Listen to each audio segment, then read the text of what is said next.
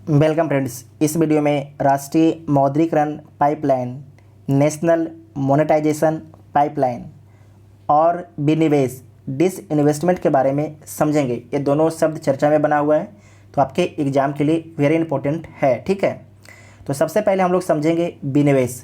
आपको हम उदाहरण के माध्यम से समझाएंगे, आपको ध्यान से समझना है। ठीक है, मान लीजिए कि एक सड़क है, इसकी लंबाई 50 किलोमीटर है। ठीक है, 50 किलोमीटर ये सड़क है। किसके अधीन ये सड़क है? ये जो सड़क है सरकार के अधीन है, मतलब कि 100% शेयर किसका है? सरकार का है इस सड़क पर। तो सरकार को लगा कि हमें पैसे की सख्त ज़रूरत है, तो सरकार क्या करेगी? सरकार बोली कि जो इस सड़क है 50 किलोमीटर, इसका हम करेंगे डिसइन्वेस्टमेंट, मतलब कि कुछ हिस्सा जो है प्राइवेट हाथों में बेचेंगे। तो भाई बेच दीजिए। तो सरकार बोली कि हम इसका मालिकाना हक ही बेच देते हैं। तो कैसे बेच देंगे? तो सरकार बोली इसका 51% शेयर जो है प्राइवेट हाथों में बेच देंगे। किसके हाथों में? प्राइवेट हाथों में बेच देंगे। बचेगा कितना? 49%। मतलब सरकार ने जो है अपना मालिकाना हक जो है प्राइवेट पार्टी को ट्रांसफ़र कर दिया। और मान लीजिए कुछ इसके बदले में सरकार को पैसे की ज़रूरत थी, तो मान लीजिए सरकार इसके बदले में 50 करोड़ रुपया ले ली एक बार। ठीक है, एक बार 50 करोड़ रुपया ले ली आपकी जो 50 किलोमीटर सड़क था उसके बदले में। लेकिन इस बात को आपको ध्यान रखना है कि मालिकाना हक ट्रांसफ़र यहाँ पर हो गया है। क्या हो गया है कि 51% शेयर सरकार बेच दी। इसका मतलब हो गया कि अब इसका मालिक प्राइवेट, जो सड़क था इसका मालिक कौन हो गया? प्राइवेट। इसका मालिक जो है कोई प्राइवेट हो गया, प्राइवेट कंपनी इसका मालिक हो गया है। ठीक है, लेकिन इस बात को भी यहाँ पर ध्यान रखना है कि कोई लिमिट नहीं है कि 20 साल के लिए आपको हम बेच रहे हैं। यहाँ पर हो गया अनलिमिटेड टाइम के लिए। ठीक है, अनलिमिटेड टाइम के लिए इस सड़क को क्या कर दिया गया? प्राइवेट हाथों में बेच दिया गया। मतलब जो मालिकाना हक था वो अनलिमिटेड टाइम के लिए ट्रांसफ़र कर दिया गया। ठीक है, कुछ पैसे के बदले में। इस बात को आप यहाँ पर समझ गए हैं। ठीक है, तो विनिवेश का मतलब आप समझ गए। फिर से समझा देते हैं आपको कि 50 किलोमीटर मान लीजिए सड़क था और ये सरकार के अंदर था। सरकार के पैसे की ज़रूरत पड़ी, मान लीजिए सरकार 50 करोड़ रुपया ले लिया और 51% शेयर बेच दिया। इसका मतलब मालिकाना हक ट्रांसफ़र हो गया। और यहाँ पर कोई लिमिट टाइम के लिए नहीं, अनलिमिटेड टाइम के लिए मालिकाना हक ट्रांसफ़र हो गया। मतलब ज़िंदगी भर के लिए, जब तक वो कंपनी है समझिए, जब तक के लिए मालिकाना हक ट्रांसफ़र हो गया। ठीक है, तो आप यहाँ पर विनिवेश समझ गए हैं। इस बात को आपको ध्यान रखना है कि मालिकाना हक ट्रांसफ़र हो रहा है, इस शब्द को ध्यान रखना है। उसके बाद नेक्स्ट है कि राष्ट्रीय मौद्रीकरण पाइपलाइन। क्या है? राष्ट्रीय मौद्रीकरण पाइपलाइन। इसमें क्या होता है कि ये सड़क बना हुआ था। ठीक है, ये सड़क बना हुआ था, कितना था? 50 किलोमीटर सड़क था, लेकिन इसमें 100% पूंजी किसका लगा हुआ था? सरकार का लगा हुआ था। 100% पूंजी सरकार का लगा हुआ था। और सरकार को पैसे की ज़रूरत पड़ गई, तो सरकार बोला कि ठीक है, जो हमें तो पैसे की अभी तत्काल ज़रूरत है, तो ऐसा करते हैं कि जो सड़क ये बना हुआ है 50 किलोमीटर, हम किसी प्राइवेट कंपनी को दे देते हैं। तो मान लीजिए कि 50 करोड़ में जो है 50 किलोमीटर सड़क जो है किसी प्राइवेट कंपनी के हाथों में दे दिया। लेकिन सरकार बोला कि भाई तुमको जो है ये हम जो सड़क दे रहे हैं 50 करोड़ के बदले में मात्र देंगे 20 साल के लिए। कितने साल के लिए देंगे? 20 वर्ष के लिए देंगे। कितने वर्ष के लिए देंगे? मात्र 20 वर्ष के लिए देंगे। लेकिन विनिवेश में क्या था? अनलिमिटेड, ज़िंदगी भर के लिए हो गया था। लेकिन राष्ट्रीय मौद्रीकरण पाइपलाइन में क्या हो गया कि आपको मात्र 20 वर्ष के लिए ही प्रोजेक्ट दिया जा रहा है। एक तरीके से यहाँ पर टोल वसूलने के लिए 20 वर्षों के लिए। 20 वर्ष के बाद आपसे फिर जो है वापस सरकार ये ले लेगी। बात समझे कि नहीं समझे? दोबारा समझाते हैं आपको। जैसे कि सड़क था, 50 किलोमीटर सड़क था, ये इस पर मालिकाना हक किसका था? सरकार का इसमें मालिकाना हक था। गवर्नमेंट के इस पर मालिकाना हक था। सरकार को पैसे की ज़रूरत पड़ी। सरकार 50 करोड़ रुपये में जो है 20 सालों के लिए ये लीज पर किसी प्राइवेट कंपनी को दे देती है और बोल देती है कि 20 साल के बाद जो है हमें तुम ये सड़क है वापस कर दोगे। तो जो कंपनी होता है पैसे कैसे कमाएगा भाई? अगर आपको हम 50 करोड़ दिए हैं, हम तो 100 करोड़ कमाएंगे ना। जो कंपनी है 100 करोड़ तो कमाएगी। तो सरकार बोली कि तुम ऐसा करना ना कि हमको तुम 50 करोड़ दिए हो, अब तुम क्या करो कि जो सड़क था ना इस पर तुम टोल टैक्स बस लो।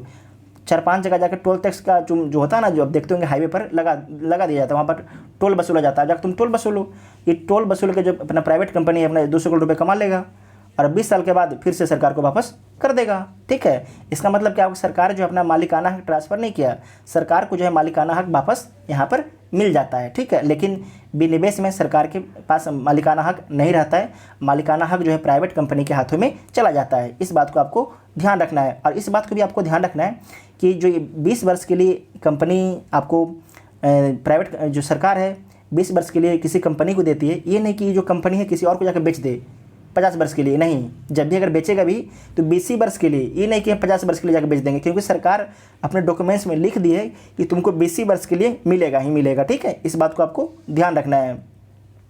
अब इसी चीज़ को हम आगे लिखे हैं, इसे देख लीजिए कि राष्ट्रीय मौद्रीकरण पाइपलाइन, सरकार जो है सरकारी संपत्ति को कुछ निश्चित समय के लिए निजी क्षेत्र के हाथों में दे देती है, उसे क्या बोलते हैं, राष्ट्रीय मौद्रीकरण पाइपलाइन उसे बोला गया है। जैसे कि मान लीजिए 20 वर्ष के लिए प्राइवेट कंपनी जो है सरकारी संपत्ति को सिर्फ संचालित करेगी, जो आपके जो सड़क था, हाईवे था, उसका क्या करेगी, सिर्फ संचालन करेगी। क्या करेगी, संचालन करेगी, वहाँ टोल टैक्स वसूलेगी और रख रखाव करेगी। अगर कहीं पर फट फुट गया तो क्या करेगी, उसका टोल टैक्स वसूलेगी। कहीं टूट गया, कहीं कुछ हो गया तो सारा कुछ उसका रख रखाव करेगी। कौन करेगी, प्राइवेट कंपनी ही करेगी, ठीक है।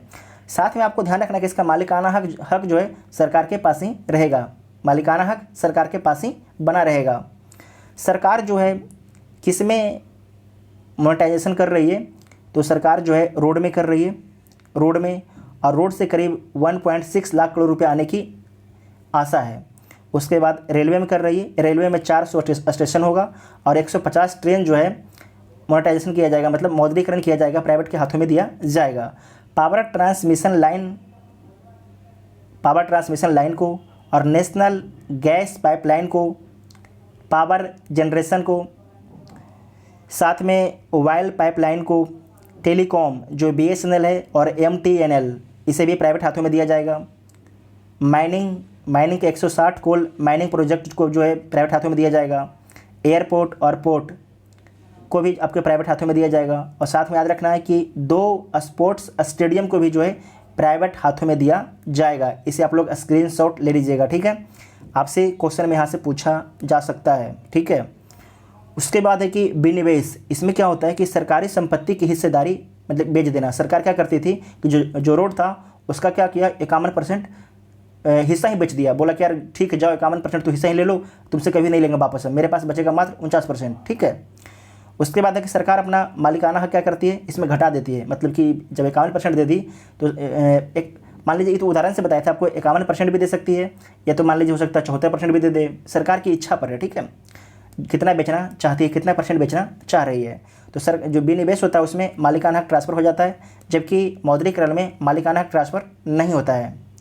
राष्ट्रीय मौद्रीकरण पाइपलाइन, आपको ध्यान रखना है कि 4 वर्ष में 2024-25 तक जो है सरकार का लक्ष्य है कि 6 लाख करोड़ रुपया जो है राष्ट्रीय मौद्रीकरण पाइपलाइन के माध्यम से हम जुटा लें। इस बात को आपको ध्यान रखना है कि 6 लाख से सरकार को ज़्यादा भी मिल सकता है और कम भी मिल सकता है, क्योंकि जो सारे आपके क्राइटेरिया हैं, जो सारे आपके रोड है, रेलवे है, पावर लाइन है, इस सारे का क्या किया जाएगा, बोली लगाया जाएगा।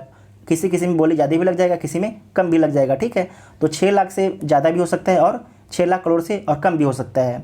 सरकार इस जो 6 लाख करोड़ सरकार को पैसा मिलेगा, सरकार इस पैसे को करेगी क्या, सरकार बोली कि हम उस पैसे को जो है बुनियादी ढांचे निर्माण में खर्च करेंगे, उसका विकास कार्य में खर्च करेंगे, नए नए रोड बनाएंगे, नए जो भी होता है प्रोजेक्ट, यूनिवर्सिटी बनाएंगे, सारा कुछ में हम खर्च करेंगे। मतलब कि जो बुनियादी ढांचा है वहाँ पर इस पैसे को हम खर्च करेंगे, ठीक है। आप लोग सारे कुछ को समझ गए होंगे। आप लोग को वीडियो कैसा लगा आप लोग कमेंट करके जरूर बताइएगा। Thank you.